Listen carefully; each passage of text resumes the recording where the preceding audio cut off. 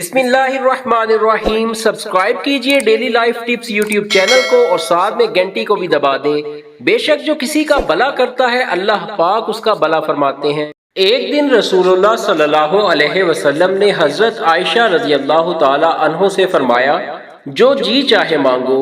حضرت عائشہ رضی اللہ تعالی عنہ نے عرض کیا وہ راز بتائیے جس سے تمام گناہ معاف ہو جائیں۔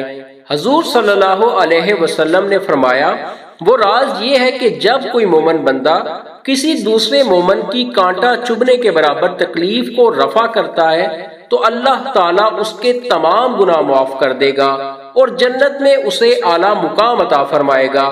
جب صحابہ کرام کو یہ پتا چلا تو وہ بے حد خوش ہوئے، لیکن حضرت ابو بکر صدیق رضی اللہ تعالی عنہ نے رونا شروع کر دیا۔